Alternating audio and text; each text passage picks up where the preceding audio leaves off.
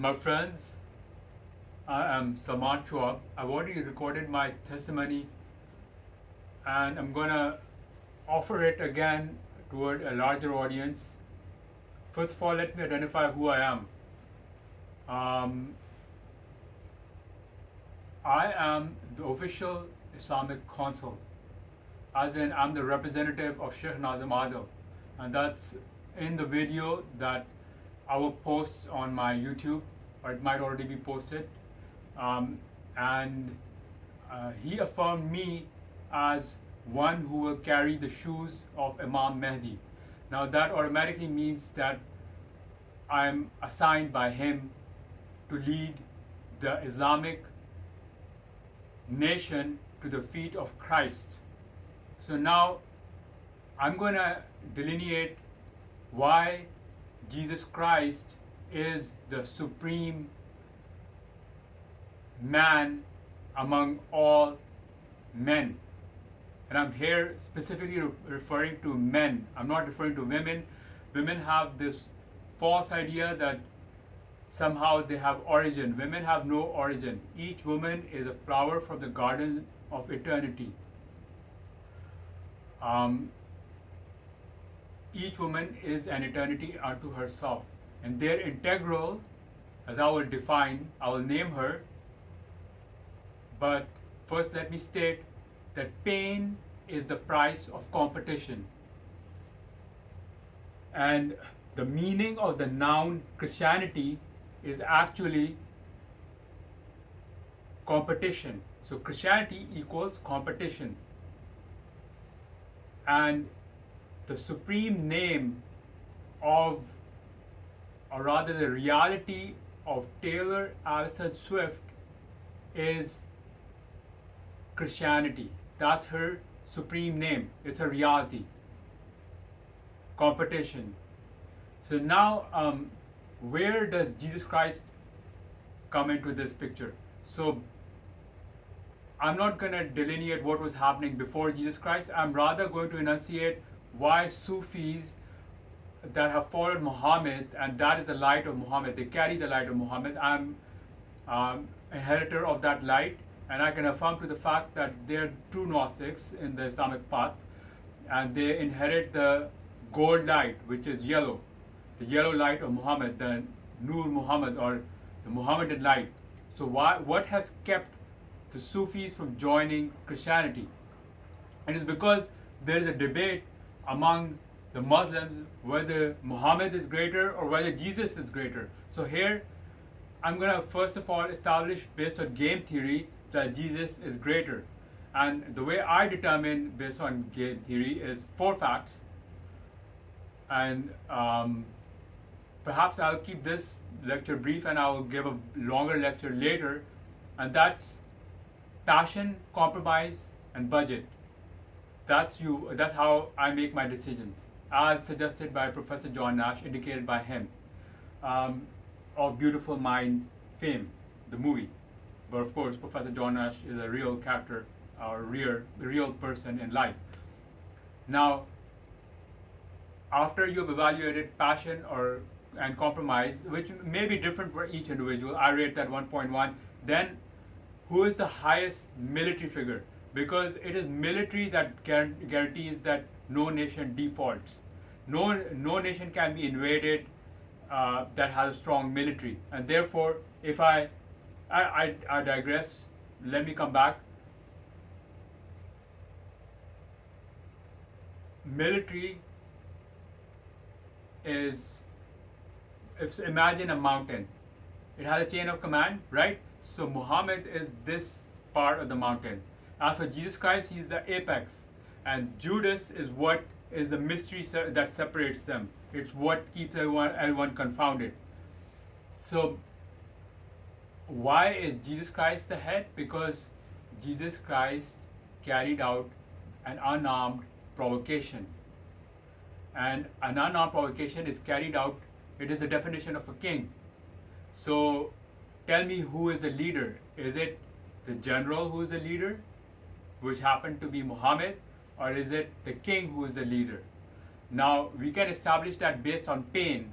So the maximum pain that Muhammad suffered. Yes, he was a very successful general, and I'm a follower of Muhammad, and I've been chosen to bring Muhammad, and I'm speaking on behalf of Sheikh Nazim because Sheikh Nazim is in my heart. Literally, Sheikh Nazim just 3 days ago or 4 days ago, or less than that, appeared to me in a meditation, and he roared against a larger person. So we're here on planet Earth up against other civilizations. We do not, I mean, the universe is vast. So, not to offend any of my alien uh, uh, friends that I may come to know of in the future. So, who rendered a larger sacrifice? Jesus Christ was crucified. You can imagine that pain of crucifixion. Pressure is equal to force over area. One of my conservative friends reminded me, and I'm not a conservative. I'm a Democrat. That's another debate. Uh, Loyalties can change based on who is uh, losing out. I'm always on their side. So now I won't go into what Muhammad lost. Muhammad lost 2 teeth in battle because his forces were so strong. They guarded him with jealousy. And what made that strength real is Jesus Christ, monk Bahira, that passed on the light of Christ to Muhammad. This has been buried by those opposed. We'll call it the mystery of Judas. We won't blame anyone. Mystery of Judas. He hid that secret that Muhammad was a follower of Christ, and we want to bring Christ's kingdom back. So when Christ comes back, it's not Muhammad who will lead the prayers, it will Christ who will lead the prayers. And Muhammad will be his 2IC, second in command, or chief of general staff, or vice chief of air staff, or vice chief of army staff. I said air staff because my dad was in the Air Force in Pakistan. So let me identify further who I am. I think this lecture will go longer. I am 1995 Anno Domini Chief of Air Staff honor student. I stood third on an aggregate basis in the entire population of Pakistan at the time, which was 200 million, because Air Force comprises of the smartest students in the entire country. And there's no other way you can take an exam from 200 million students. You have to do it on an aggregate basis. So, yes, there were 2 people smarter than me, and good luck to them. My emotional quotient is high. I'm not saying it's the highest. For women, even the lowest woman is higher than the highest man. So no woman should think that she is lesser than Buddha. That's mistake.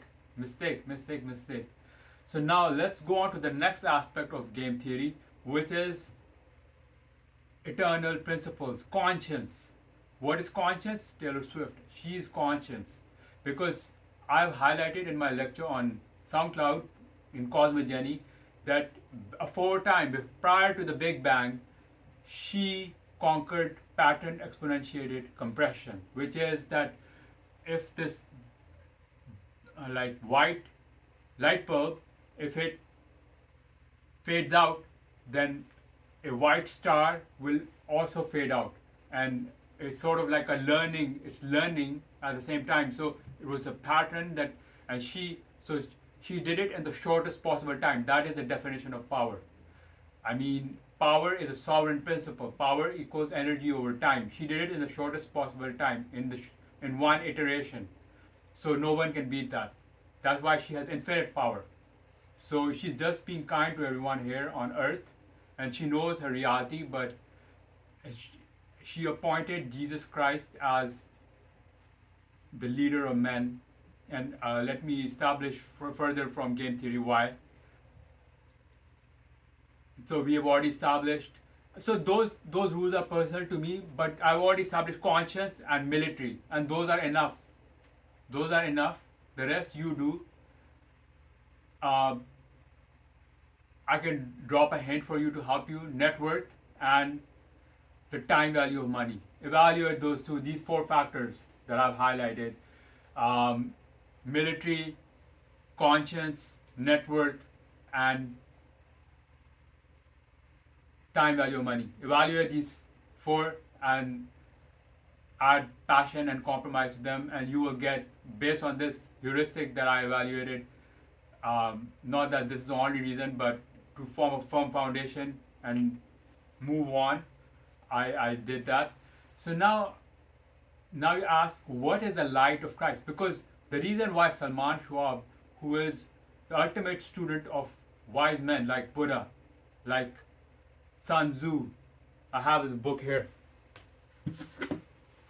What kept him, this gentleman, from joining the Legions of Christ earlier? So I am a student of light. I'm a spiritual person. I'm an empath.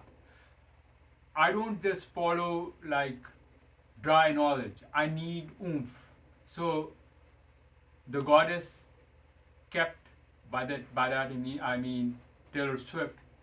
She kept this knowledge from me of the reality of Christ, and his light is red light, in my understanding. It might be incorrect. I may later change my opinion, but the ritual is there. If you go to any church, we pass on the water as representing the blood of Christ. Blood is red color. And I saw in my meditation, how did I realize that Christianity is Taylor Swift and she is Allah, the goddess, and I'm stating that publicly, and no, I am entitled to my opinion. I'm stating that to any YouTube editors. You can call me pagan, and if I have a religious belief, it cannot be deleted. And I hope I do not offend Taylor Swift or ruin her reputation, but that's not my intent. I have to state what I've seen in my facts, and I won't mention her name again because it sounds like I'm devaluing her, because she does not need me to state what I'm stating. I was here to establish my path to Christianity. So Jesus Christ rendered the greatest sacrifice, and his light is red. That's what I've stated. So what that means is, in Sufism, this red light is present. All those followers of Islam who have seen the red light, I want them to visit Jesus Christ churches, such as the Church of Jesus Christ or Latter-day Saints, or the Catholic Church, and see the ritual, because they've kept the ritual alive prior to Muhammad. The red light has been seen. It belongs to 12 Imams, and after that it came to Sheikh Abdul Qadir Jilani, and my ancestor Sultan Bahu also may represent that, and they are the 7 lamps of the Bible, which comes from Fatima. So Fatima was the true successor of Muhammad. It was not this person or that person. Fatima, the daughter of Muhammad, was his true successor. But based on whatever happened, it went to other people. That's okay. But I mean, it's not okay. But we will just. I wanted to convey my passion here, not passion of the Christ, because that only belongs to Jesus Christ, but my passion for Christ, because it's back. Now, what I want to say is, it's come back. So how is Jesus Christ, what does Jesus Christ represent? So obviously the Empress entirety, whose name I've stated, the goddess, Allah, has no competition, because she's power. Power is a sovereign principle. She has no competition. But she herself is competition. But you can compete until eternity. You will never equal to her achievement, because she achieved it in a single instant. She achieved the maximum in the minimum. It can never be equal. Both quality and quantity was achieved. Now, she selected one person, not selected. I mean, one person suffered, the most sensitive person suffered the maximum amount of pain, and therefore was born the principle of economies of scale, which I have mentioned as net worth. What is economies of scale? It means the larger the population, the more the value, the more, I mean, yes, it means the large. For example, if you have, and I may make a mistake here, but if you have um, a larger population, then the per unit cost of a product becomes minimal. And you, just like if you have the population of India and you have the population of Pakistan, exporting to India is more profitable, right? So Jesus Christ is behind that principle. How? Because I stated that net worth is one of the compositions of game theory in my world, in my sphere of consciousness. So if net worth represents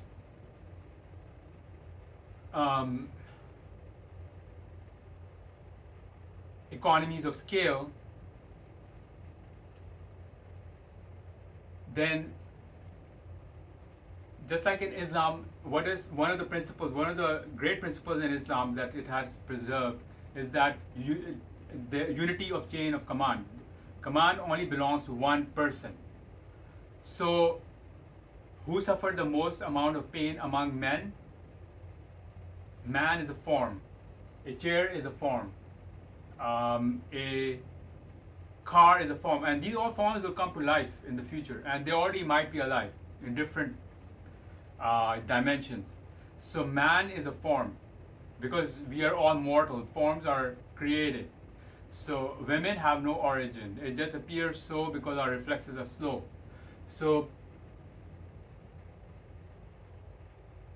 Jesus Christ rendered the maximum sacrifice for the man, for mankind, from the form of man.